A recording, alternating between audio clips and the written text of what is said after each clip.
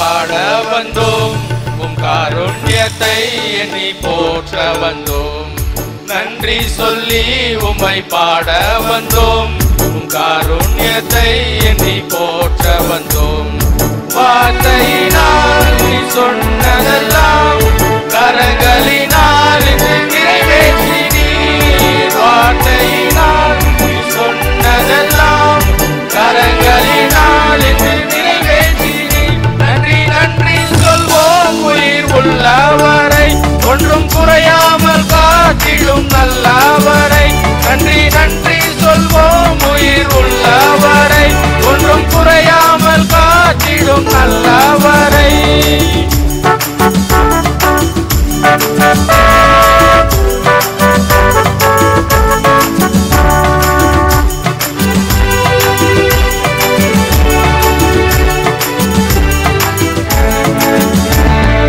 காற்றுமில்ல மழையுமில்ல, ஆனாலும் வாய்க்காலை நிரப்பினீரே. காற்றுமில்ல மழையுமில்ல, ஆனாலும் வாய்க்காலை நிரப்பினீரே. வார்த்தையினால் நீ சொன்னதெல்லாம் கரங்களினால் இன்று நிறைவேற்றினீர். வார்த்தையினால் நீ சொன்னதெல்லாம் கரங்களினால் இன்று நிறைவேற்றினீர். நன்றி நன்றி சொல்வோம் உயிர் உள்ளவரை, ஒன்றும் குறையாமல் காத்திடும் நல்லவரை. நன்றி நன்றி சொல்வோம் உயிர் உள்ளவரை, ஒன்றும் குறையாமல் காத்திடும் நல்லவரை.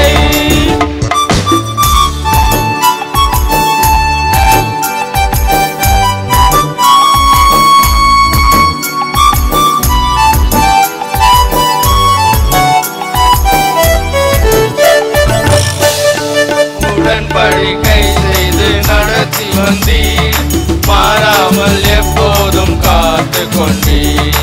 உடன்படிக்கை செய்து நடத்தி வந்தீர், மாறாமல் எப்போதும் காத்து கொண்டீர். வார்த்தையினால் நீ சொன்னதெல்லாம் கரங்களினால் இன்று நிறைவேற்றினீர். வார்த்தையினால் நீ சொன்னதெல்லாம் கரங்களினால் இன்று நிறைவேற்றினீர். நன்றி நன்றி சொல்வோம் உயிர் உள்ளவரை, ஒன்றும் குறையாமல் காத்திடும் நல்லவரை. நன்றி நன்றி சொல்வோம் உயிர் உள்ளவரை, ஒன்றும் குறையாமல் காத்திடும் நல்லவரை.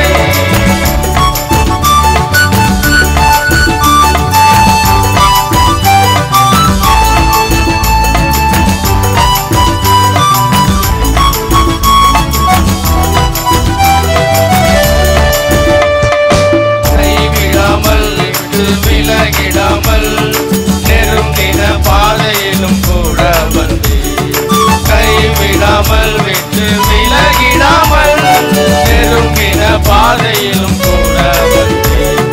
வார்த்தையினால் நீ சொன்னதெல்லாம் கரங்களினால் இன்று நிறைவேற்றினீர். வார்த்தையினால் நீ சொன்னதெல்லாம் கரங்களினால் இன்று நிறைவேற்றினீர். நன்றி நன்றி சொல்வோம் உயிர் உள்ளவரை, ஒன்றும் குறையாமல் காத்திடும் நல்லவரை.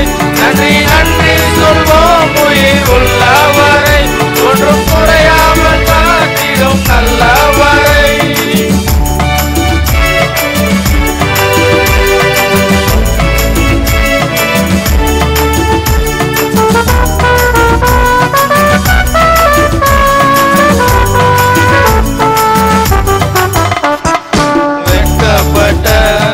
தேசத்திலே கீர்த்தியும் புகழ்ச்சியும் ஆக்கினீரே.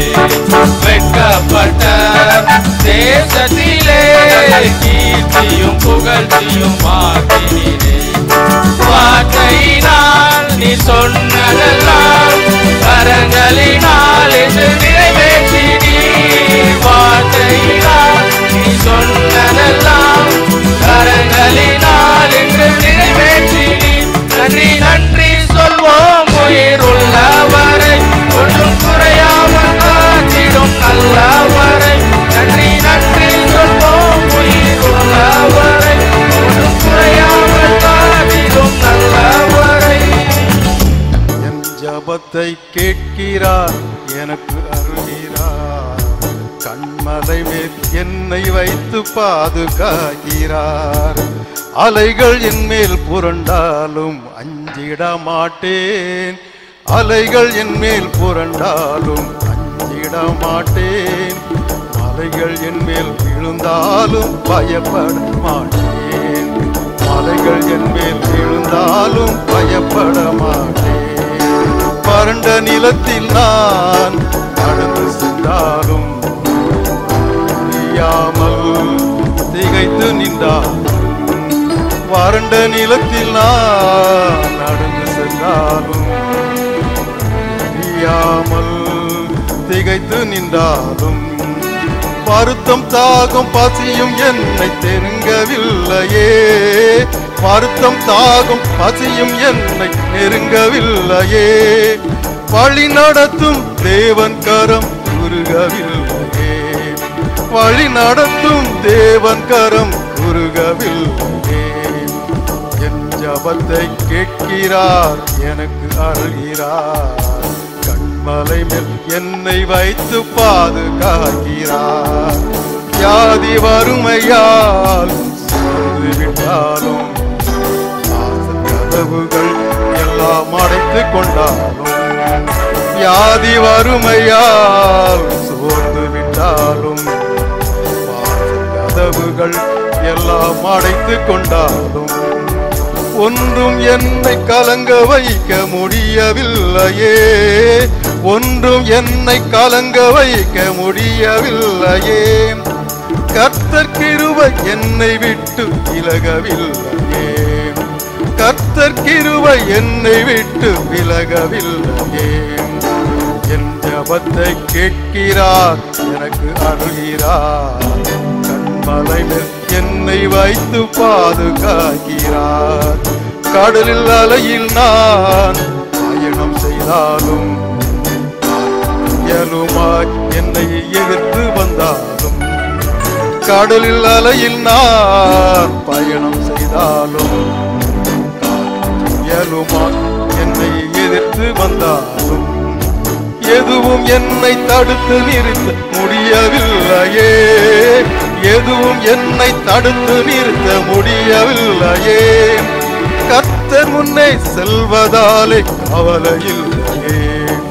கர்த்தர் முன்னே செல்வதாலே கவலையில்லையே. என் ஜபத்தை கேட்கிறார், கண்மலை மேல் என்னை வைத்து பாதுகாக்கிறார்.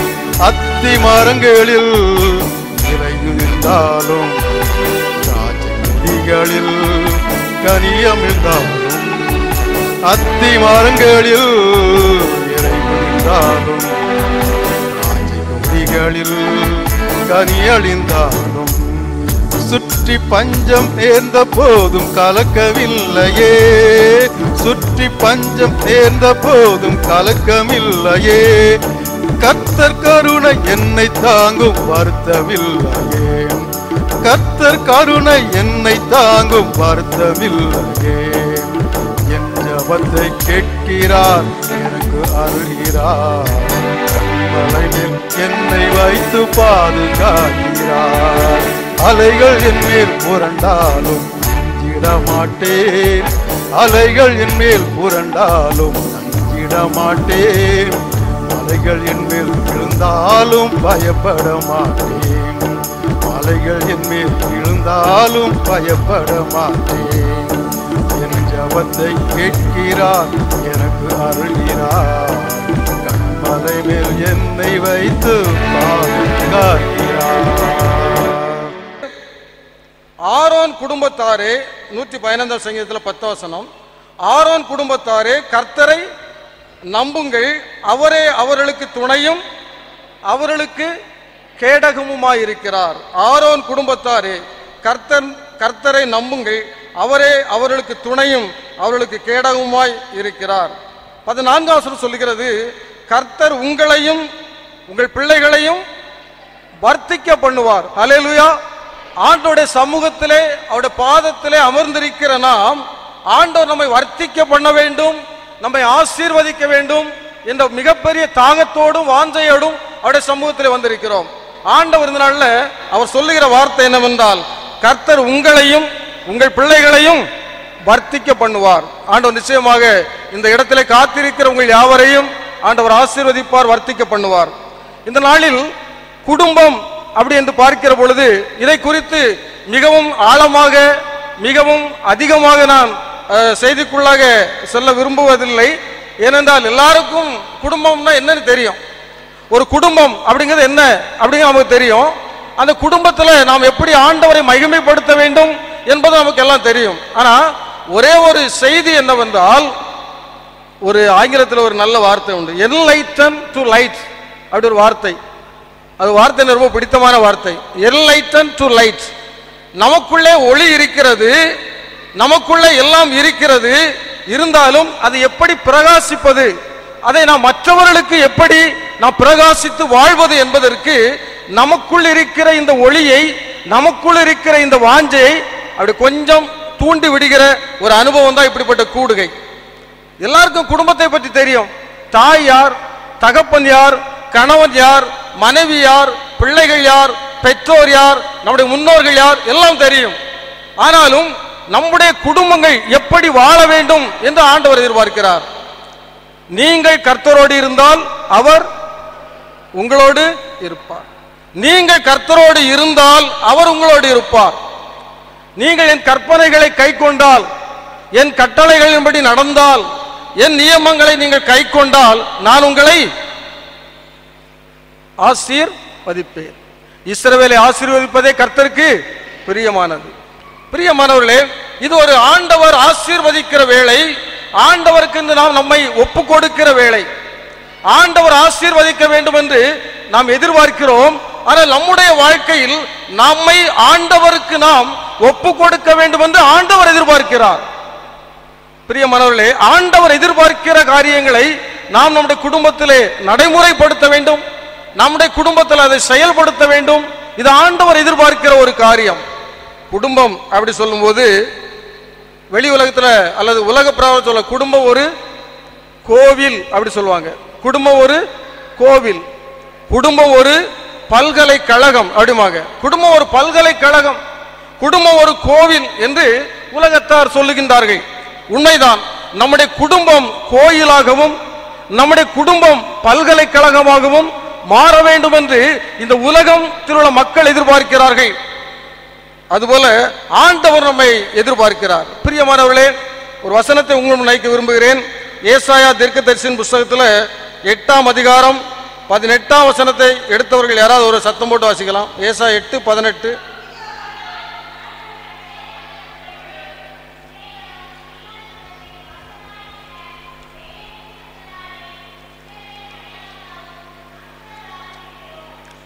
இதோ நானும் கர்த்தர் எனக்கு கொடுத்த பிள்ளைகள். அந்த வசனத்துல அந்த தீர்க்கதரிசி அழகா சொல்றாரு, நானும் கர்த்தர் எனக்கு கொடுத்த பிள்ளைகளும் சீயோன் பர்வதத்தில் வாசமாயிருக்கிற சேனைகளின் கர்த்தராலே இஸ்ரவேலில் எப்படி இருக்கிறோம்? அடையாளங்களாக இருக்கிறோம், அற்புதங்களாக இருக்கிறோம். ஆண்டவர் இன்னைக்கு எதிர்பார்க்கிற காரியம் இதுதான். என்னுடைய பிள்ளைகள், இந்த தேசத்தில் வாழ்கிற பிள்ளைகள், இந்த சமுதாயத்தின் மத்தியில் வாழ்கிற பிள்ளைகள் 1000-ல் ஒருவராக வாழக்கூடாது, எல்லா ஜனங்களை போலவும் வாழக்கூடாது. ஆனால் ஆண்டவர் எதிர்பார்க்கிற காரியம் என்னவென்றால், என்னுடைய பிள்ளைகள் இந்த சமுதாயத்திலே அடையாளமாக வாழ வேண்டும், என்னுடைய பிள்ளைகள் இந்த சமுதாயத்திலே அற்புதமாக வாழ வேண்டும் என்று ஆண்டவர் எதிர்பார்க்கிறார். என்னுடைய பணி காலத்தில் நான் பல பிரச்சனைகளை அல்லது பலவிதமான காரியங்கள் மத்தியில் நான் கடந்து வந்திருக்கிறேன். வருவாய்த்துறையில் ஒரு 30 வருடம் 32 வருடங்களுக்கு மேலாக உழைப்பதற்கு, அதில் பணிபுரிவதற்கு ஆண்டவர் எனக்கு உதவி தந்திருக்கிறார். பல்வேறு நிலைகளிலே நான் பணி செய்திருக்கிறேன். தாசில்தாராக பணிபுரிந்திருக்கிறேன், துணை ஆட்சியராக, துணை வட்டாட்சியராக பல நிலைகளிலே நான் பணிபுரிந்திருக்கிறேன். ஆனால் என்னுடைய பணிகளிலே என்னுடைய பணிக்காலத்திலே நான் எப்போதுமே ஆண்டவருக்கு தான் முதலிடம் கொடுத்ததனை தவிர எந்த நிலையிலும் இந்த உலகத்திற்கு நான் முதலிடம் கொடுக்கவில்லை. இந்த உலகத்திற்கு முதலிடம் கொடுக்காதபடி ஆண்டவருக்கு மட்டுமே முதலிடம் கொடுத்து வாழ்வதற்கு ஆண்டவர் என்னை பலப்படுத்தினார்.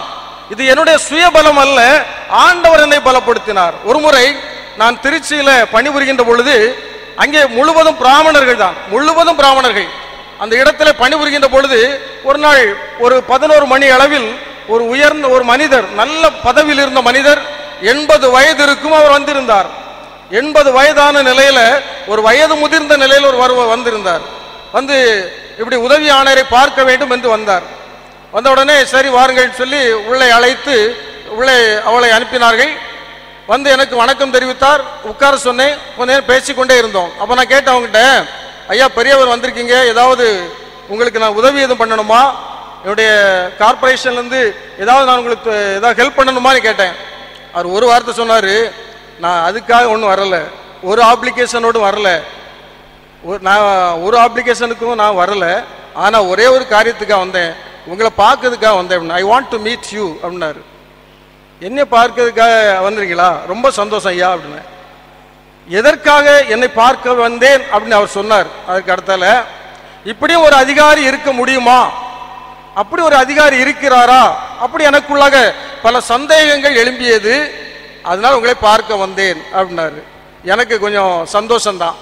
அப்புறம் அவரே சொன்னாரு, உங்க வரும்போதே பெயரை பார்த்தேன், எனக்கு பெயர் ஒன்றும் புரியல, அது எப்படியோ இருக்கிறது அப்படின்னா. என்ன பெயர் அப்படின்னா, மிகாவேல் ஞான தீபம் அப்படின்னு.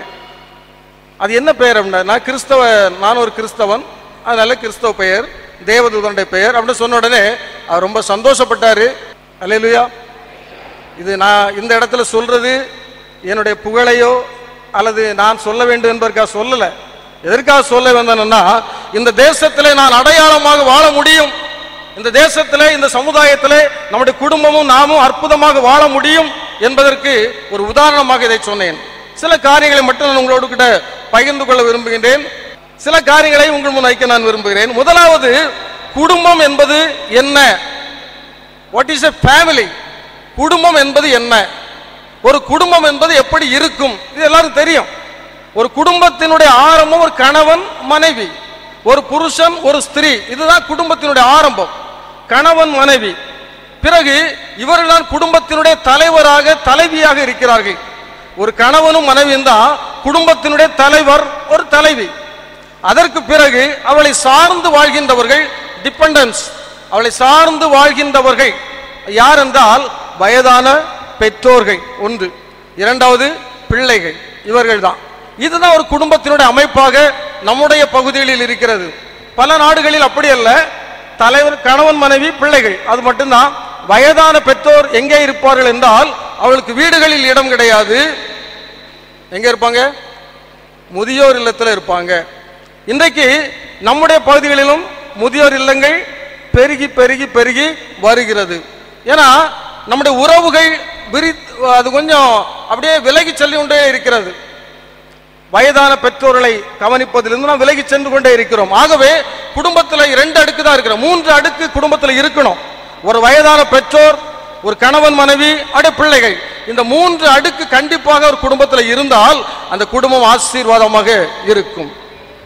இன்றைக்கு ஆண்டவர் நம்மோடு கூட பேசுகிற காரியம், ஒரு கணவனும் மனைவி எப்படி இருக்க வேண்டும். பல திருமண ஆராதனைகளில் கேட்டு கேட்டு கேட்டு கேட்டு சலித்து போன அநேக விஷயங்கள், அநேக செய்திகள், அதைத்தான் நானும் சொல்ல போகிறேன். சலிப்பான செய்தி தான், சலிப்பான விஷயம்தான், பலமுறை கேட்டு விட்டோம். ஆனால் அதுதான் முதல்ல நான் உங்ககிட்ட சொன்னேன், என்லைட்டன் டு லைட், அதை புதுப்பிப்பதற்காக இன்னைக்கு ஆண்டோட சமூகத்தில் வந்திருக்கிறோம். முதலாவது எல்லாரும் தெரிந்த ஒரு வார்த்தை தான், வாசிக்கலாம். கணவன் மனைவி அவருடைய உறவுகள் எப்படி இருக்க வேண்டும் என்பதை நான் சுருக்கமாக சொல்கிறேன். வாசியங்கள் தெரிந்த வசனம் தான். எபேசியரின் புஸ்தகத்தில், எபேசியர் 5ஆம் அதிகாரத்தில் 22ஆம் வசனத்தை வாசியுங்கள்.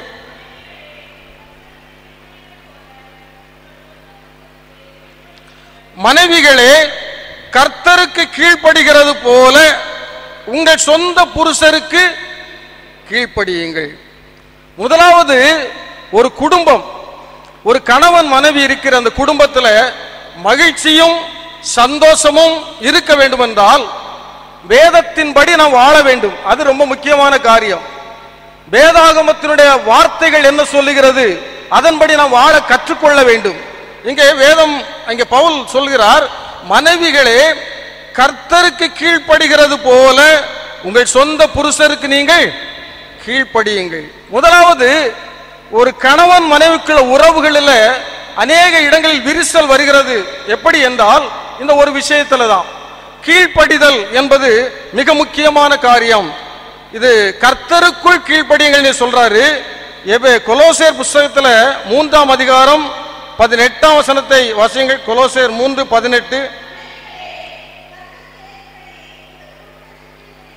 மனைவிகளே கர்த்தருக்கு ஏற்கும்படி உங்கள் புருஷர்களுக்கு கீழ்ப்படி, கர்த்தருக்கு ஏற்றபடி கீழ்ப்படிய வேண்டும், கர்த்தருக்குள்ளாக கீழ்ப்படிய வேண்டும், கர்த்தருக்கு ஏற்றபடி ஆண்டவர் ஏற்கும்படி நீங்கள் கீழ்ப்படிய வேண்டும். 1 பேதுரு புஸ்தகத்துல 3ஆம் அதிகாரத்துல 1ஆம் வசனத்தை வாசிக்கலாம். 1 பேதுரு 3.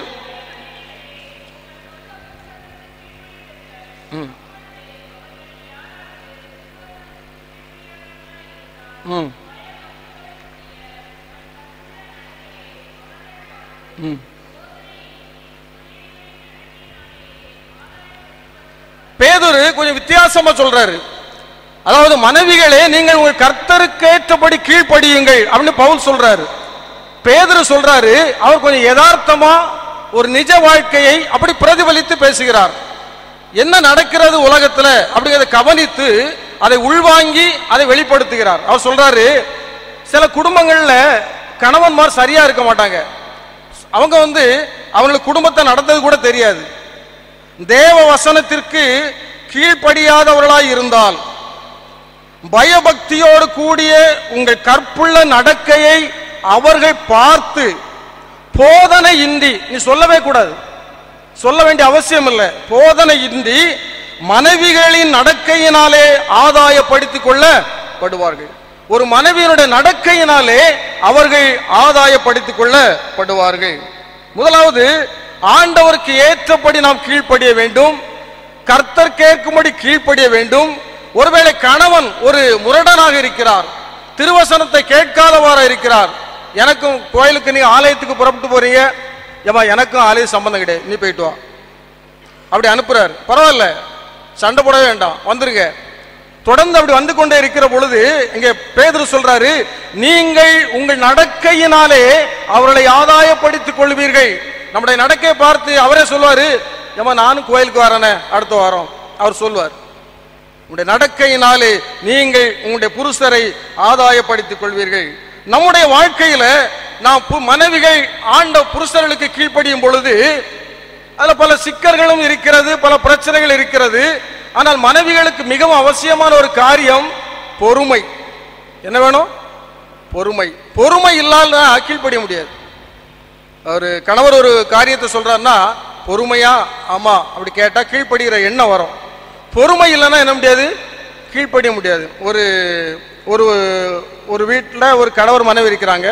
2 குடும்பத்தை பற்றி நான் சொல்றேன். 2 குடும்பத்தை பற்றி ஒரு கற்பனையான காரியம்தான், நீங்களும் கேட்ட காரியங்கள் தான், இருந்தாலும் சொல்றேன். 2 குடும்பங்கள் இருக்கிறாங்க. அப்போ ஒரு வீட்டு பக்கத்தில் கொக்கு ஏதோ பறந்துருக்குன்னு நினைக்கிறேன். கொக்கு பறந்துருக்கு. கணவர் வெளியே போறாரு, கொக்கு பறந்துச்சு. அவருக்கு என்ன ஞாபகத்து, காக்கா வெள்ளையா இருக்குன்னு அவர் யோசிக்கிறாரு. பறந்தது என்னது? கொக்கு. அப்போ அவர் மனைவிட்ட சொல்றாரு, ஏமா நான் ஒரு காக்கா பார்த்தேன், வெள்ளையா இருந்து அப்படிங்கிறாரு. மனைவி நினைக்கிறா இவர் புத்தி கொஞ்சம் பேதலிச்சிருக்கு போலுக்கு, காக நமக்கு இடத்துல எங்க வெள்ளையா இருக்கு? ஆஸ்திரேலியாவில் வெள்ளைக்காக இருக்கிறதாக சொல்றாங்க, நம்ம நாட்டில் கிடையாது. நமக்கு அடையாளமே, கருப்புக்கு அடையாளமே என்னதான்?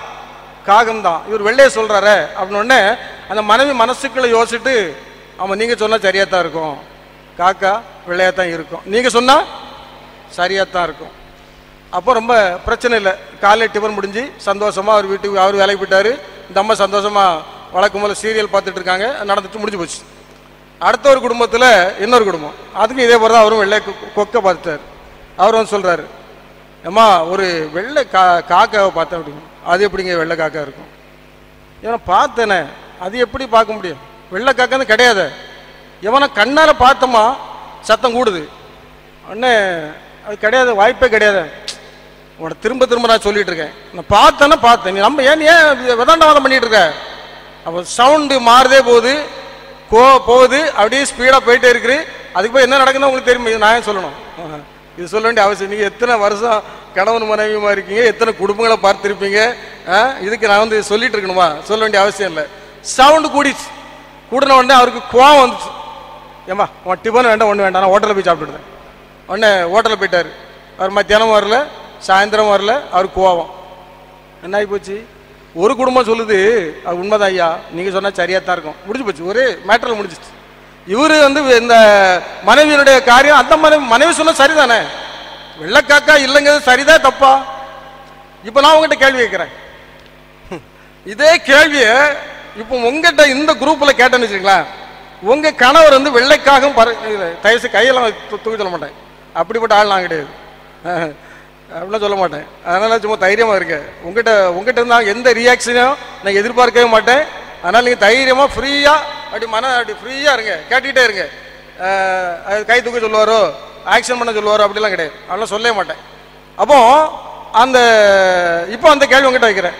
உங்கள் வீட்டுக்காரன்னு சொல்கிறாரு, வெள்ளைக்காக்கா நான் பார்த்தேன், திருப்பர பார்வையில் குடிக்கும்போதெல்லாம் பார்த்தேன் அப்படி சொல்கிறாரு. நீங்கள் எத்தனை பேர் அது சரின்னு சொல்லுவீங்க, எத்தனை பேர் இல்லைன்னு சொல்லுவீங்க? கொஞ்சம் நீங்கள் ஒரு ஸ்டாட்டிஸ்டிக்ஸ் அப்படி எடுத்தோம்னா, ஒரு சைக்காலஜிக்கலாக அப்படி ஒரு ரிசல்ட் பார்த்தோம்னா நீங்கள் யார் அப்படிங்கிற உங்கள் கேரக்டர் நான் சொல்லிடலாம். அதுக்கு நிறைய கேள்விகள்லாம் இருக்குது, ஒரு 5-6 கேள்வி. ஒரு கொஸ்டினர் ஃபார்ம் நான் ப்ரிப்பேர் பண்ணி கொண்டு வரேன்னு நினச்சேன்.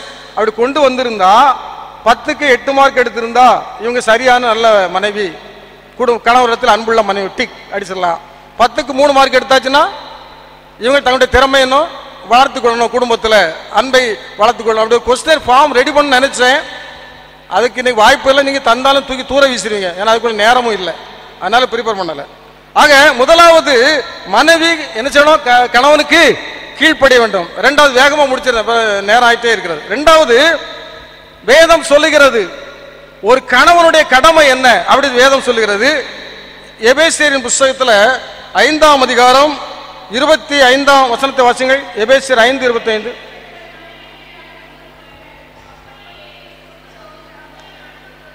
புருஷர்களே உங்கள் மனைவிகளில் அன்பு கூறுங்கள், அப்படியே கிறிஸ்துவும் சபையிலே அன்பு கூர்ந்தார். எப்படி ஆண்டவர் சபையிலே அன்பு கூர்ந்தாரோ, எப்படி அன்பு கூர்ந்தார்? தன்னையே தியாகமாக கொடுத்தார், தன்னுடைய உதிரத்தை சிந்தினார், நமக்காக வேதனைகள் பட்டார், அவமானங்களை சகித்தார், நிந்தைகளை எல்லாம் ஏற்றுக்கொண்டார். இப்படித்தான் அன்பு கூர்ந்தார். அப்போ ஒரு கணவன் தன்னுடைய மனைவியிடம் அன்பு கூற வேண்டும் என்றால் எல்லா காரியங்களையும் சகித்துக் கொள்ள வேண்டும். அப்படி மட்டும்தான் அன்பு கூற முடியும். எல்லா நிலைகளிலும் அவன் சகிப்போடு கூட வாழ வேண்டும். கிறிஸ்து எப்படி சபையில் அன்பு கூர்ந்தாரோ அதுபோல புருஷர்களே நீங்கள் உங்கள் மனைவியினிடத்தில் அன்பு கூறுங்கள். எனக்கு பிடித்த ஒரு வேத வாக்கியம், ஒரு புருஷனுடைய அன்பு, ஒரு கணவனுடைய பாசம், ஒரு கணவனுடைய நேசம், இதை புரிய வேண்டும் என்றால் வேதாகமத்தில் ஒரு அருமையான ஒரு வசனம் இருக்கிறது. அதை நீங்கள் வாசிக்கலாம். 1 சாமுவேல் புஸ்தகம், அதுல 1ஆம் அதிகாரம் 8ஆம் வசனம். 1 சாமுவேல் 1:8.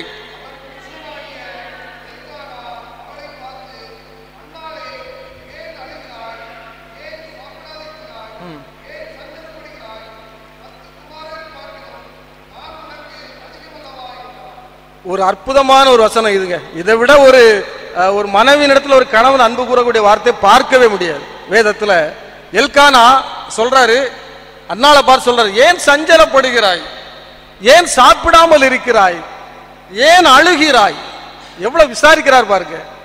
ஏன் அழுகிறாய், உன்னுடைய கண்களில் கண்ணீர் வருகிறது, ஏன் ஏன் சஞ்சலப்படுகிறாய்? என்ன அருமையா விசாரிக்கிறார். சொல்லிட்டு சொல்றாரு, 10 குமாரரை பார்க்கிலும் நான் உனக்கு அதிகம் அல்லவா, நீ ஏன் வருத்தப்படுகிறாய்? 10 குமாரர்களை பார்க்கிலும் நான் உனக்கு அதிகம் அல்லவா? குழந்தை இல்லாத ஒரு மனைவியினிடத்துல ஒரு கணவன் கூறுகிற அன்பு கூறுகிற ஒரு மிக முக்கியமான ஒரு வசனம் தான் இந்த வசனம். குழந்தை இல்லை, ஆசீர்வாதம் இல்லை தன்னுடைய மனைவியிடத்துல. ஆனா அந்த எல்கானா சொல்றாரு, நீ ஏம்மா கவலைப்படுற, 10 குமாரரை பார்க்கிலும் நான் உனக்கு அதிகம் அல்லவா? கணவர்கள் நிறைய இடங்கள்ல நிறைய குடும்பங்கள்ல இன்னைக்கு இந்த உறவு தான் முக்கியமான உறவு. கணவன் மனைவிக்குள்ள உறவு இது முக்கியமானதான். ஒன்று, மனைவி கீழ்ப்படிய வேண்டும், கணவன் அன்பு கூற வேண்டும். இதான் பரஸ்பரம்.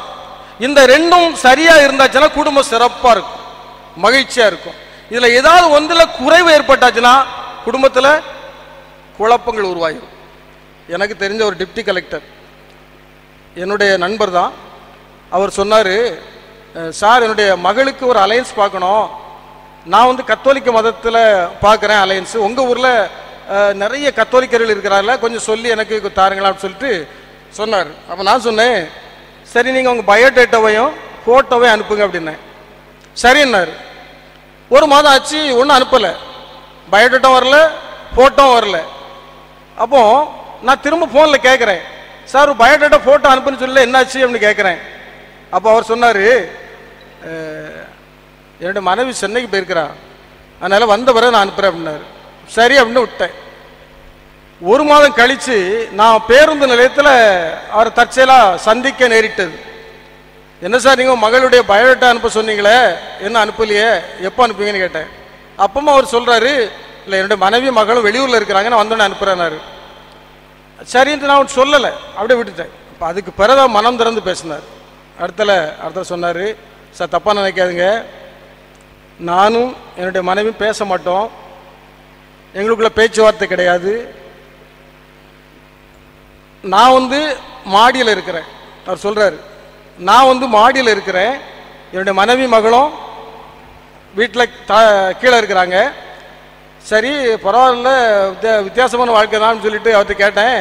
சரி எப்படி உங்கள் சாப்பாடில் எப்படி கேட்கேன், நான் ஒரு இண்டக்ஷன் ஸ்டவ் வச்சு, எனக்கு உண்மையிலே இந்த ஆலயத்தில் நின்று சொல்கிறேன், எனக்கு உண்மையிலே மனசில் அப்படி கொஞ்சம் அழுக வந்துச்சு.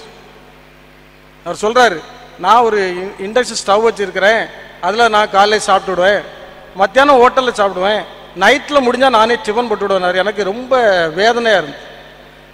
ஒரு எப்படி குடும்பங்கள் இருக்கிற பாருங்க, இன்னைக்கு குடும்பத்தினுடைய உறவுகள் எல்லாம் எப்படி இருக்கிற பாருங்க. கணவன் மாடியில் இருக்கிறாரு, நடக்கக்கூடிய நிதர்சனத்தை நான் சொல்றேன், உள்ளதை தான் சொல்றேன், நிதர்சனமான ஒரு காரியம். மனைவியும் மகளும் அங்கே கீழே இருக்கிறாங்க, இவங்க மேல இருக்கிறாங்க, பேச்சுவார்த்தை கிடையாது. எப்படி இருக்கிற பாருங்க. இப்படி அநேக குடும்பங்கள் இருக்கிறது, சொல்லிக்கொண்டே போகலாம். ஏராளமான என்னுடைய வாழ்க்கையில நான் பார்த்த குடும்பங்களை எல்லாம் சொல்லிக்கொண்டே போனால் அது சொல்ல வேண்டிய அவசியம் இல்லை என்று நினைக்கிறேன். ஏன்னா நெகட்டிவ், எதிர்மறையான காரியங்களை அதிகம் சொல்லுவது அவ்வளவு சிறப்பாக இருக்காது. அதற்காகத்தான் இந்த ஒரே ஒரு காரியத்தை நான் சொன்னேன். பொதுவாக நம்முடைய குடும்பங்கள், கணவனும் மனைவியும் நான் சொல்லுகிற வேத வசனத்தின்படி கீழ்ப்படிய வேண்டும். இரண்டாவது, கிறிஸ்து அன்பு கூர்ந்த போல கணவன் மனைவிடத்து அன்பு கூற வேண்டும். இன்னொரு காரியத்தில் வேதம் சொல்கிறது, எபேசியர் 5ஆம் அதிகாரம் 31 வசனத்தை வாசிக்கலாம். எபேசியர் 5:31.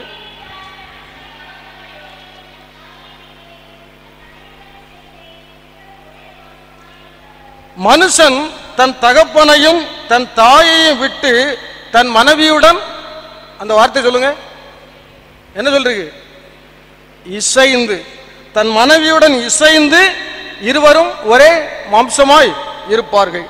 இணைந்து வாழ வேண்டும், இசைந்து வாழ வேண்டும். கணவனும் மனைவியும் எப்படி வாழ வேண்டும் என்றால், ஒருவருக்கொரு விட்டு கொடுப்பதல்ல, அவர்கள் இணைந்து வாழ வேண்டும், இசைந்து வாழ வேண்டும். தகப்பனையும் தாயையும் விட்டுவிட வேண்டும் என்ற இந்த வேத வசனத்திற்கு அர்த்தமில்லாத தேவையான அர்த்தத்தை நாம் எடுத்துக்கொள்ள வேண்டும். இதனுடைய அர்த்தம் என்ன? கணவன் மனைவியும் முதியோர் இல்லத்தில் விடவிட வேண்டும், கணவன் மனைவி இந்த தகப்பனையும் தாயையும் நீ கவனிக்க கூடாது அப்படி என்கிற வார்த்தை அல்ல. அதைத்தான் சொல்லப்பட்டிருக்கிறது. தகப்பனையும் தாயையும் விட்டு விட்டு தன் மனைவியுடன் இசைந்து வாழ வேண்டும், அவ்வளவுதான், வேற ஒண்ணு கிடையாது. தனி குடித்தனத்தை இங்கு பேசவில்லை. வேதாகமம் தனி குடித்தனத்தை குறித்து சொல்லவில்லை, தன் மனைவியுடன் இசைந்து வாழ வேண்டும். அநேக குடும்பங்கள் என்ன நடக்குதுன்னா, இங்கதான் பெரிய ப்ராப்ளமே இருக்கு. பெற்றோர்கள் இருப்பார்கள், கணவன் மனைவி இருப்பார்கள்.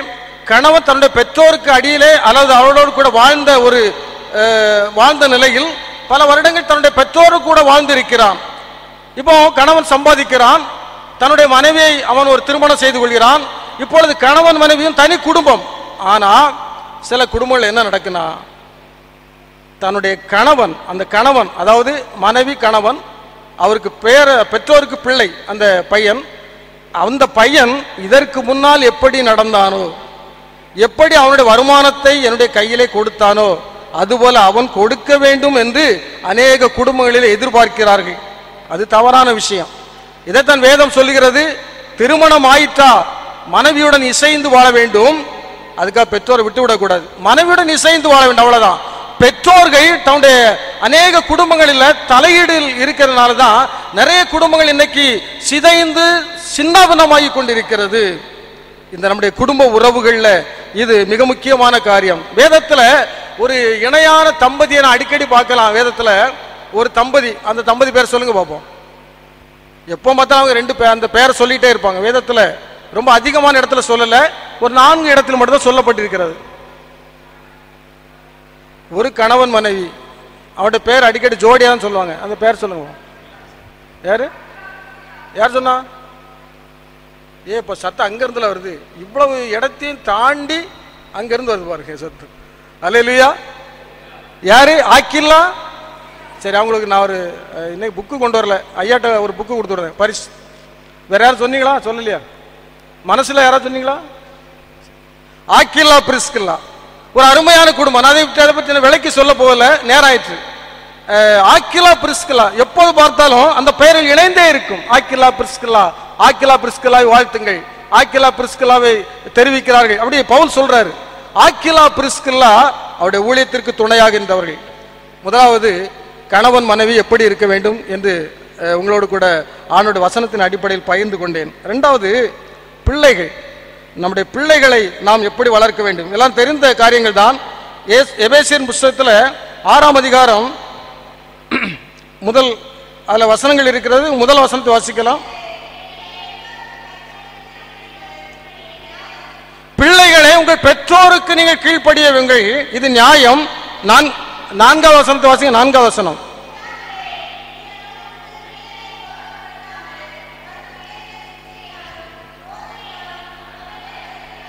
பவுல் ரொம்ப தெளிவா சொல்றாரு, 2 சைடும் பேசுறாரு. பிள்ளைகளை கர்த்தருக்கு ஏற்றபடி உங்களுடைய பெற்றோருக்கு என்ன செய்யணும்? கீழ்ப்படிய வேண்டும். அப்படியே அவர் சொல்லல, ஒன் சைடு மட்டும் பார்க்கல, அடுத்த சைடும் பார்க்கிறாரு. பெற்றோர்களை நீங்கள் உங்கள் பிள்ளைகளை கோபம் ஊட்டாதிருங்கள், பிள்ளைகளை நீங்கள் கர்த்தருக்கேற்ற சிக்ஷையிலும் போதனையிலும் நீங்கள் அவர்களை வளர்க்க வேண்டும். பிள்ளைகளை நாம் வளர்க்க வேண்டும். எப்படி வளர்க்க வேண்டும்? கர்த்தருக்கேற்ற சிக்ஷையிலும் போதனையிலும் வளர்க்க வேண்டும். தேவையில்லாம நீங்க அவங்ககிட்ட கோபப்படுத்த கூடாது. பிள்ளைகள் கர்த்தருக்கு ஏற்றபடி பெற்றோருக்கு கீழ்ப்படிந்து நடக்க வேண்டும். ஒரு அன்றைக்கு ஒரு டீச்சர் பேசிட்டு இருந்தாங்க. சார் ஒரு ஹெல்ப் பண்ணணுமா அப்படின்னாரு. என்ன ஹெல்ப் சார் அப்படின்னேன். ஒரு யூத் கேம்ப் போகணும் சார் எங்க சர்ச்சில் அப்படின்னாரு. பரவாயில்லையே நடத்திடுவோம், அப்போ ஐயாட்ட சொல்லி நடத்திடுவோம் அப்படின்னேன். ஒரு இளைஞர் முகாம் போடுங்க அப்படின்னாரு. பிறகு அவரே சொல்றாரு, எதுக்கு இளைஞர் முகாம் கேட்கிறேன்னா, என் பையன் கேடிஎம் பைக் கேட்டுட்டு இருக்கான் சார். என்ன பைக்கு? KTM bike. அது விலை 1.5 லட்சம் ரூபா. இந்த பைக்கு கேட்டுட்டு இருக்கான். இந்த பைக் ஒரு மோசமான பைக்கு, இதை நான் வாங்கி கொடுத்தாதான் அவன் பரீட்சை எழுதுவன்னு சொல்றான். இப்படி நிறைய பிள்ளைகள் இருக்கிறாங்க இன்னைக்கு. இந்த பிள்ளைகளுக்கு நீங்கள் கற்றுக் கொடுக்க வேண்டும். இந்த பிள்ளைகள் எப்படி வாழ வேண்டும், இப்படி கிறிஸ்துவுக்குள்ளான பாதையில் எப்படி நம்முடைய வாலிபர்கள் வளர வேண்டும் என்பதை கற்றுக் கொடுக்க வேண்டும் என்று சொல்லி ஒரு வாஞ்சை அவர்களுக்காக இருந்தது. பிரியமானவர்களே, இன்னைக்கு நிறைய பிள்ளைகளுடைய வாழ்க்கை இப்படித்தான் இருக்கிறது. ஒரு டீச்சர் ஒரு நாள் சொன்னாங்க, சார் என் பையனுக்கு முதல்ல ஒரு கேடிஎம் பைக் வாங்கி கொடுத்தேன், அது உன்னுடைய மதிப்பு 1.5 லட்சம் ரூபா. இப்போ அந்த பைக் வேண்டாம் அப்படின்ட்டு இப்போ அடுத்த ஒரு பைக் வச்சிருக்கிறான். அந்த பைக்கினுடைய விலை 2.5 லட்சம் ரூபா. KTM bike, starting speed 60 kilometre. அப்படி திருக்குனாலே எங்கே போயிடும்? பணகுடி போயிடும். பிறகு இடையில உள்ளவன் மாட்டினவன் என்ன கெதியாவான் யோசிச்சு பாருங்க. அந்த பைக் கேடிஎம் பைக் 2.5 லட்சம் ரூபா. அவன் கையில் வச்சிருக்கிற போன் ஆப்பிள் போன். என்ன போன்? ஆப்பிள் போன் 1.5 லட்சம் ரூபா. அப்போ 2.5 லட்சம் பிளஸ் 1.5 லட்சம் எத்தனை லட்சம்? 4 லட்சம். கையில தலையில சாரி கழுத்துல ஒரு மைனஸ் சைன் போட்டிருக்கான், அது 1 லட்சம். அவன் மொத்தம் எத்தனை லட்சம் இருக்கு? அவன் படிக்கிறது காலேஜில் படிச்சுட்டு இருக்கான். நம்ம காலேஜில் படிக்கிற போது ஓட்டர் சைக்கிள் வச்சு அது கஷ்டப்பட்டு அப்படி போகுது, பஞ்சர் ஆகும். இதெல்லாமோ பஞ்சர் ஆனால் கூட வீட்டில் மேலே நீ சைக்கிளை போட்டு பஸ்ஸில் போன்றுவாங்க, பஞ்சரோட பார்க்க முடியாது. அப்படி நம்ம வளர்ந்து படித்த நாட்கள் உண்டு. ஆனால் இன்றைக்கு நம்முடைய இளைஞர்களும் எப்படி நடக்கிறாங்கன்னா, பெற்றோர்கள் என்ன செய்யறாங்க? வாங்கி கொடுத்துருதோம். என்ன கேட்டதை வாங்கி கொடுத்துறோம். ஒன்றை நாம் புரிந்து கொள்ள வேண்டும், பிள்ளைகள் புரிந்து கொள்ள வேண்டும். தயவு செய்து இங்கே வந்திருக்க பிள்ளைகள் புரிந்து கொள்ள வேண்டும். என்னுடைய பெற்றோர்கள், என்னுடைய தாயும் தகப்பனும் என்னுடைய தேவையை அறிந்து எனக்கு வாங்கி கொடுப்பார்கள் என்பதை நீங்கள் உணர்ந்து கொள்ள வேண்டும். தேவையில்லாத காரியத்தை என்னுடைய பெற்றோர்கள் என்னுடைய வாழ்க்கையில் அனுமதிக்க மாட்டார்கள் என்பதை நீங்கள் அறிந்து கொள்ள வேண்டும். எது ஆபத்து? என்னுடைய பிள்ளைக்கு கத்தியை கொடுத்தாச்சுன்னா அது ஆபத்தான ஒரு காரியம். அப்ப எது கொடுக்கணும் கையில அப்படிங்கிறது என்னுடைய பெற்றோருக்கு தெரியும் அப்படிங்கிறது நீங்கள் உணர்ந்து கொள்ளணும். சிறு வயதில் இருந்தபோதே பெற்றோருடைய அநேக காரியங்களை புரிந்து கொள்ள வேண்டும். ஒரு குடும்ப உறவுகளை பற்றி பேசும்போது ஒருவர் சொன்னார், நீங்கள் உங்களுடைய பிள்ளைகளுக்கு உங்களுடைய குடும்பத்தினுடைய சரித்திரத்தை சொல்லிக் கொடுங்கள். நீங்கள் உங்களுடைய பிள்ளைகளுக்கு உங்களுடைய குடும்பத்தின் பொருளாதாரத்தை விளக்குங்கள். அவர்களுக்கு கற்றுக் கொடுங்கள். ஏமா, நான் இன்னைக்கு இவ்வளவு வசதியா இருக்கிறேன்னா நான் ஒரு காலத்துல எப்படி இருந்தேன் தெரியுமா? வாழ்க்கையை கற்றுக் கொடுங்க, உங்களுடைய வாழ்க்கையை சொல்லிக் கொடுங்க. நான் அந்த காலத்துல எப்படி வாழ்ந்தேன் தெரியுமா? ஒருவேளை கஞ்சிக்கு கூட அல்லது ஒருவேளை உணவுக்கு கூட நாங்கள் கஷ்டப்பட்ட நிலைகள் உண்டு. ஆனா இன்னைக்கு நீ வசதியாக வாழ்ந்து கொண்டிருக்கிறோம். ஆகவே உன்னுடைய உணவை வீணடிக்காதே, சொல்லிக் கொடுக்கணும். உன்னுடைய சாப்பாட்டை வீணடிக்கிறாத, சொல்லிக் கொடுக்கணும். ஒழுக்கத்தை சொல்லிக் கொடுக்கணும். இன்னைக்கு வரும்போது கூட நாங்க கார்ல வரும்போது கூட பேசிட்டே வந்தோம். நம்ம அந்த என்னுடைய நண்பர்கள் ஆர்கேபி ஜெயக்குமார் தமிழ்ச்செல்லாம் வரும்போது பேசிட்டே வந்தோம். இந்த மொபைல் போன் இருக்கு பார்த்தீங்களா, மொபைல் போன் அதுக்கு திறக்கிறதுக்கு இப்போ பின் உண்டு. அப்போ பின் உண்டு. அவர் ஏற்கனவே ஆர்கேபி ஜெயக்குமார் நிறைய போன்ல விற்பாரு. இப்போ யாருக்காவது போன் தேவைன்னா சொல்லிட்டாலும் இப்போ உடனே ஒரு போன் தந்துருவார். அவர் ரெடியா இருப்பார். அப்படி ரெடியா வந்துருவாரு. அப்போ ஒரு பின், சார் உங்ககிட்ட பின் இருக்கான்னு கேட்டாரு. நான் என்கிட்ட பின் இல்லைண்ணே. கடைசி அப்போ சொன்னாரு, அந்த காலத்துல நம்ம கால் சட்டை போட்டுட்டு ஒரு 10 பின்ன அம்மா போட்டு விட்டுப்பாங்க, பட்டுன்னு சேராது. ஒன்று கஷ்டப்பட்டு இழுத்து 2 பின்னை மாட்டி விடுவாங்க, ஞாபகம் இருக்காதுன்னு அவர் கேட்டார். உண்மைதான். அப்படி அந்த காலத்துல நம்ம வாழ்ந்தோங்கிறது நம்முடைய பிள்ளைகளுடைய தலைமுறைக்கு என்ன செய்யணும், தெரியணும். எப்படி கஷ்டப்பட்டு வாழ்ந்தோம் அப்படிங்கிறது தெரியணும். இன்னைக்கு நீ உடுத்துகிற உடை இருக்கிறதே 2500 ரூபாய்க்கு ஒரு ஷர்ட் கேட்கிறா. அன்னைக்கு நாங்க ஒரு கிழிஞ்ச சட்டை போட்டுட்டு டைலர்ட்ட போய் தச்சு போட்டு கல்லூரிக்கு போயிருக்கிறேன். அது சொல்லிக் கொடுக்கணும். சொல்லிக் கொடுத்தா அவனுக்கு ஒரு ஃபீலிங், அப்பீல் கொஞ்சம் வரும். ஓகோ, இப்படி கஷ்டம்லாம் பட்டிருக்காங்களா. அவனுக்கு தெரியாது, அவனுக்கு கஷ்டத்தை பற்றி தெரியாது, அவனுடைய வலியை தெரியாது, ஒன்றும் தெரியாது. ஆனால் சொல்லிக் கொடுக்கணும். ஆக பிரியமானவர்களே, நம்முடைய பிள்ளைகளுக்கு கற்றுக் கொடுங்கள். உங்களுடைய குடும்பத்தை பற்றி சொல்லிக் கொடுங்கள், வரலாறை சொல்லிக் கொடுங்கள், உங்களுடைய குடும்பத்தின் பின்னணியத்தை பாரம்பரியத்தை சொல்லுவதில் கூச்சப்படாதீர்கள். தயவு செய்து சொல்லிக் கொடுங்கள்.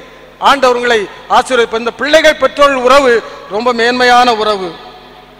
கடைசியா ஒரு முக்கியமான காரியம், ரொம்ப மிக முக்கியமான காரியத்தை நான் சொல்லுகிறேன். முதலாவது சொன்னேன், கணவன் மனைவி அப்படியே பிள்ளைகள். இது நேரம் இல்லாதனால அப்படியே ஜம்ப் பண்ணி போயிட்டே இருக்கிறேன். இல்லைன்னா எனக்கு ஒரு 2 ஹவர்ஸ் கொடுத்தா கொஞ்சம் நல்லா சிறப்பாக பேசலாம். அப்படி பேசுறதுனா நாங்கள் பஸ்ஸில் ஏறி போயிட்டே இருப்போம், நீங்கள் தனியாக நின்று பேசிக்கிட்டே இருக்கணும். நீங்கள் நான் சாப்பிட்டுட்டு நான் கிளம்பிட்டே போயிட்டே இருப்போம் அப்படின்னு சொல்லி நீங்கள் சொல்லிடுவீங்க. அதனால் ரொம்ப ஷார்ப்பாக முடிச்சிடுறேன். ஐயா சொல்லிட்டாங்க 2 மணிக்கு முடிச்சிருங்க அப்படின்னு சொல்லிட்டாங்க. நீங்கள் 3 மணின்னு கையை காட்டினது உண்மையா பொய்யாங்க தெரியாது. ஒருவேளை என்ன சந்தோஷப்படுத்துறதுக்கு கையை காட்டினீங்களாங்க தெரியாது. அதனால் சீக்கிரம் முடிச்சிருந்தேன். கடைசியா ஒரு பாயிண்ட், என்ன 2 பாயிண்ட் இருக்கு, சீக்கிரம் முடிச்சிருந்தேன். அடுத்தால நம்முடைய கணவன் மனைவி பிள்ளைகள். அடுத்தால என்ன சொன்னேன், பெற்றோர்கள், வயதான பெற்றோர்கள். லேவியராமத்தின் புஸ்தகத்தில் 19ஆம் அதிகாரம் 3ஆம் வசனத்தில் வாசிக்கலாம். லேவியராம் 19:3. லேவியராம் 19:3. 19:3.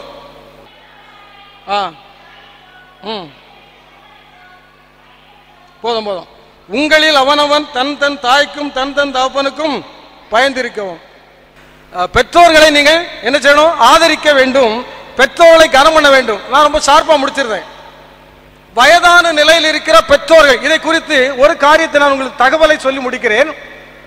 இன்றைக்கு பெற்றோர்களுடைய காரியம் ரொம்ப அநேக இடங்களில் ரொம்ப பரிதாபத்துக்குரிய காரியம். இப்போ சட்டம் போட்டுக்கிறாங்க, உங்களுக்கு தெரிஞ்சிருமா? Parents and senior citizens maintenance act 2007, பெற்றோர் மற்றும் மூத்த குடிமக்கள் பாதுகாப்பு சட்டம் 2007. ஒரு நாள் நான் ஒரு திருச்செந்தூர்ல PHO ஆர்டிஓவாக பணியாற்றி கொண்டிருந்தேன். ஆர்டிஓனுடைய PA தாசில்தாராக பணியாற்றி கொண்டிருந்தேன். அப்போது ஒரு வயதான நபர் வந்தார். அவருடைய மீஜையும் அவருடைய ஜைஜாண்டிக் ஆள் அப்படி தோரணை இருந்தார். நல்ல ஒரு ஹெல்த்தியான மனிதன். ஆனால் வயதான ஆள் ரொம்ப ஹெல்த்தியா இருப்பாரு, நல்ல மீசை வச்சுட்டு ஒரு ஸ்போர்ட்ஸ் மேன். அப்போ சொன்ன, எனக்கு 3 பையங்க உண்டு, 3 பையங்க பேர்ல ஒரு சொத்தை வாங்கினேன். இன்னைக்கு அந்த தோட்டத்துக்குள்ள என்ன உள்ள விட மாட்டேங்கிறாங்க, வெளியே போங்கிறாங்க. 2வது, நான் அவர்களுக்கு ஏராளமாக செலவழித்து படிக்க வைத்தேன். என்னுடைய 2வது மகன் சென்ட்ரல் கவர்மெண்ட்ல ஆபீசரா இருக்கிறான். ஒரு மாதத்திற்கு 80,000 ரூபாய் சம்பளம் வாங்குறான். 2வது பையன் TN தமிழ்நாடு மின்சார வாரியத்தில் அவன் அலுவலராக இருக்கிறான், ஸ்போர்ட்ஸ் ஆபீசரா இருக்கிறான். ஆனா இன்றைக்கு ஒருவனை என்னை கவனிப்பதில்லை. எனக்கு பைசா தர மாட்டேங்கிறாங்க, வீட்டை விட்டு வெளியே போய் சொல்றான், தோட்டத்துக்குள்ள நுழையாதுன்னு சொல்றேன். நான் இந்த தோட்டத்தை என்னுடைய சம்பாத்தியத்தில் கஷ்டப்பட்டு உழைத்து என்னுடைய பிள்ளைகள் அனுபவிக்க வேண்டும் என்ற உன்னதமான நோக்கத்தில் அவருடைய பெயர்ல பத்திரம் வாங்கி அவருடைய பட்டாவும் போட்டு கொடுத்தேன். இப்பொழுது தோட்டத்தில் வெளியே போய் சொல்றாங்க. இன்னைக்கு நிறைய குடும்ப நிலைமை இதுதான். அப்போ சார் நான் என்ன செய்யணும் சொல்லுங்க அப்படின்னு. அப்போ அவர் சொன்னாரு, இந்த ஆக்ட் ஒன்று இருக்குல்ல சார், இந்த ஆக்ட் படி நடவடிக்கை எடுக்கணும். சரி பெட்டிஷன் கொடுங்க அப்படின்னோம். பெட்டிஷன் கொடுத்தாரு. உடனே சமன் அனுப்பினோம். எல்லாரும் வந்தாங்க. 3 பிள்ளைகள் வந்தாங்க, பையங்க வந்தாங்க. நான் அந்த பையன்கிட்ட 2 பேர் ஆஃபீஸராக இருக்கிறாங்க. தூத்துக்குடியில் 2 பேர் நல்ல ஹை லெவல் ஆஃபீஸராக இருக்கிறாங்க. நான் கூப்பிட்டேன், 2 பேரை கூப்பிட்டு, சார் உங்கள் தகப்பனார் சொல்கிறாரு, வயதான ஆள், எனக்கு உங்களை இந்த கோர்ட்டில் இந்த தீர்ப்பாயத்தில் முன்ன உங்களை அலோவ் பண்ணி நிற்கிறதுக்கு நான் விரும்பலை, ஆனால் தயவு செய்து கொஞ்சம் காம்ப்ரமைஸ் ஆகிருங்க அப்படின்னு சொன்னேன். அதெல்லாம் முடியாது அப்படின்ட்டாரு. சரி, இன்று விசாரணை நடந்தது. எனக்கு ரொம்ப மனவேதனை என்ன தெரியுமா, ஒரு தகப்பனும் தாயும் வயதான நிலையில ஒரு ஓரத்தில் இருக்கிறாங்க. அவருக்கு எதிரான குற்றவாளிகள் யாரு? 3 பையங்க நிக்கிறாங்க. அவங்க பேசின பேச்சு வார்த்தைகள் எனக்கு சகிக்க முடியல. எனக்கு அப்படியே வாங்கிட்டு அடிச்சிருவோம். தன்னுடைய தகப்பனை தாயையும் அவ்வளவு இழிவா பேசினாங்க. இத்தனைக்கும் ஹை லெவல் ஆபீசர்ஸ் இன்னைக்கு அப்படிதான் இருக்கிறாங்க. பெற்றோரை பராமரிக்கல. உடனே அந்த விசாரணை முடிந்தது. நான் அந்த ஜட்ஜ்மெண்ட் நான் தான் எழுதினேன். அதனுடைய தீர்ப்பு அதை நான் தான் எழுதினேன். அந்த ஜட்ஜ்மெண்ட் படி ஒரு தீர்ப்பு போட்டு அப்படின்னா, இந்த ஆக்ட் படி மாதந்தோறும் 10,000 ரூபாய் தன்னுடைய பெற்றோருக்கு பராமரிப்பு தொகை இவர் வழங்க வேண்டும் பிள்ளைகள். 2வது, இவர் வாங்கின அந்த தோட்டத்தில் இருக்கிறது இவருடைய உழைப்பில் வாங்கின தோட்டம். ஆகவே இவர்கள் மைனர்களாக இருக்கும்போது வாங்கின தோட்டம். ஆகவே இந்த தகப்பன் அவர் உயிரோடு இருக்கும் வரை அந்த தோட்டத்திற்குள் வருவதற்கு யாருக்கும் இவர்கள் இடையூறு பண்ணக்கூடாதுன்னு சொல்லி போட்டோம் ஜட்ஜ்மெண்ட். உடனே 2 பேரும் கோபம் வந்துச்சு. கலெக்டர் போய் பார்க்க வரோம் அப்படின்னாங்க. கலெக்டருக்கு நாங்கள் அப்பீல் போடணும். அப்பீல் போட்டாங்க. கலெக்டருக்கு அப்பீல் போட்டாங்க. கலெக்டர் விசாரித்தாரு, இந்த பையங்களை விசாரித்தாரு, பெற்றோரை விசாரித்தாரு. கலெக்டருக்கு கடுமையான கோபம் வந்துச்சு. திரு ரவிக்குமார் அவர்கள் ரொம்ப கடுமையா கோபப்பட்டார். கோபப்பட்டு, என்னையா உன்னை இத்தனை வயது வரை வளர்த்திருக்கிறாங்க, நீ இன்னைக்கு ஆபீசரா இருக்கிற, உன் வயதான பெற்றோரை கவனிக்க முடியாதா? ஒரு 10,000 ரூபாய் கொடுக்க முடியாதே உன்னால அப்படி கடுமை பேசியிருக்காரு. சார் நான் கொடுக்க மாட்டேன் சார், நான் கொடுக்க மாட்டோம். நீ 10,000 ரூபாய் கொடுக்கலன்னா 1 மாதத்துல நீ ஜெயில போயிடுவான். கடுமையா ஏசிட்டு, ரொம்ப கடுமையா ஏசிட்டாரு கலெக்டர். இந்த தகப்பனாரு என்கிட்ட வந்தாரு. நேர விசாரணை 11 மணிக்கு நடக்கு, 3 மணிக்கு என்ன பார்க்க வந்தார். சார் ரொம்ப சந்தோஷம் சார் அப்படின்னு. என்ன 10,000 ரூபாய் கிடைச்சிட்டா உங்களுக்கு அப்படின்னு. எனக்கு ரூபா கிடைக்காட்டாலும் பரவாயில்ல, எனக்கு சொத்து கிடைக்காட்டாலும் பரவாயில்ல சார், அப்புறம் என்ன சந்தோஷம் அப்படின்னு. கலெக்டர் என் பையனால ஏச்சே போதும் சார், அவ்வளோ ஏச்சினார் சார். எனக்கு ரொம்ப சந்தோஷமா இருந்து அப்படின்னாரு. பாருங்க எந்த அளவுக்கு உறவுகள் இருக்கிறது. நம்முடைய குடும்பங்கள் இப்படி நிச்சயமா இல்லை, இருக்கக்கூடாது. அப்படிதான் ஆண்டவர் விரும்புறாரு. நீங்கள் உங்கள் பெற்றோர்களை கனமல்ல வேண்டும். தன்னுடைய தாயை சபிக்கிறவன் எப்படி அவனுடைய கண்களை கழுகு தின்றுக்கும். தன்னுடைய வயதான தாயை தள்ளிவிடக்கூடாது வேதாகமம் சொல்லுகிறது. ஆகவே இன்னைக்கு ஒரு கணக்கு எடுத்திருக்கிறாங்க. தமிழ்நாடு, பஞ்சாப், ஹரியானா, கேரளா, அதாவது பஞ்சாப் ஹரியானா அங்குள்ள நாடு மாநிலம், கேரளா தமிழ்நாடு இங்குள்ள மாநிலங்கள், வட மாநிலங்கள் 2, தென் மாநிலங்கள் 2. இந்த 2ல ஒரு கணக்கு என்ன கணக்கு எடுத்தாங்கன்னா, வயதான பெற்றோருடைய நிலைமை எப்படி இருக்கிறது கணக்கு எடுத்தார்கள்.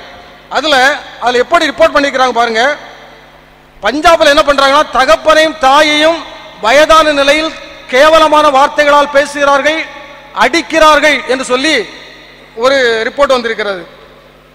கேரளாவில் என்ன பண்றாங்கன்னா, மென்டல் டார்ச்சர் கொடுக்குறாங்களாம். தன்னுடைய பெற்றோர்களுக்கு மென்டல் டார்ச்சர் கொடுத்து கொடுக்குறாங்க அப்படி வந்திருக்கு. தமிழ்நாட்டில் இந்த வயதான பெற்றோர்களை ஒதுக்கி வைக்கிறார்கள் அப்படின்னு சொல்லி ரிப்போர்ட் வந்திருக்கு. ரிப்போர்ட் ஒரு சர்வே நடத்திருக்கிறாங்க. இதுல அந்த ரிப்போர்ட் சொல்லுது. இதுல எங்களுக்கு எதுக்கு சார், நாங்க அப்படியே நடக்கிறோம், நாங்க பைபிளை தூக்கிட்டு கோயிலுக்கு போடி ஆட்கள் அப்படி சொல்லாதீங்க. அப்படி இல்லைங்க. நிறைய கிறிஸ்தவ குடும்பங்கள் இன்னைக்கு நிலைமைகள் மோசமா இருக்கிறது. நிறைய இடங்களில் விபரீதமாகிக் கொண்டிருக்கிறது. பெற்றோர்களை மதிப்பதில்லை, பெற்றோர்களுக்கு கொடுக்க வேண்டிய கனத்தை கொடுப்பதில்லை. இன்னைக்கு நிறைய குடும்பங்கள் இருக்கிறது. ஆனால் நீங்கள், உங்களுக்கு நான் இதை ஏன் சொல்லுகிறேன் என்றால், இதை நீங்கள் கடைபிடிப்பது 2வது, உங்களுக்கு அருகில் உள்ள குடும்பங்கள், உங்களோடு கூட வாழக்கூடிய சமுதாயத்தில் உள்ள பிற குடும்பங்களுக்கு ஐயா உங்களுடைய வேதத்தில் இப்படி சொல்லியிருக்கிறது, இது சத்தியம், இந்த சத்தியத்தின்படி நீங்கள் நடந்தால் நீங்களும் ஆசீர்வதிக்கப்படுவீர்கள் என்ற ஒரு சுவிசேஷத்தின் சத்தத்தை நீங்கள் எழுப்பி அவர்கள் சொன்னா ஆண்டு உங்க குடும்பத்தை நினைச்சுவாரு ஆசீர்வதிப்பார். போதும், நேரம் ஆயிட்டு முடிச்சுட்டேன். 3 காரியம் சொன்னேன். கணவன் மனைவி அப்படி இருக்கணும். எப்படி இருக்கணும்? கணவன் மனைவி கணவனுக்கு என்ன செய்யணும்? கீழ்ப்படியணும். புருஷன் அன்பு கூறணும். பெற்றோர்கள் பிள்ளைகள், பிள்ளைகள் பெற்றோருக்கு கீழ்ப்படிய வேண்டும். பெற்றோர்கள் அவர்களை கர்த்தருக்கேற்ற சிக்ஷையிலும் போதனையிலும் என்ன செய்யணும்? வளர்க்க வேண்டும்.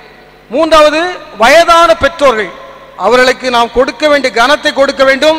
உணவு, உடை, உறைவிடம், அவர்களுக்கு தேவையான மருத்துவ செலவு எல்லாவற்றையும் கொடுத்து அவர்களை பராமரிக்க வேண்டும். அப்படி நீங்க பராமரிக்கலன்னா, உங்க வீட்டு பக்கத்துல யாராவது அப்படி கஷ்டப்பட்டாச்சுன்னா நீங்க உடனே என்ன செய்யணும்னா, ஆர்டிஓ கேடர்ல வருவாய் கோட்டாட்சியர் இருப்பாரு அல்லது துணை ஆட்சியர் சப் கலெக்டர் இருப்பாரு, அவங்க ஒரு பெட்டிஷன் போட சொல்லுங்க. அவங்க தான் அதுக்கு அதாரிட்டி.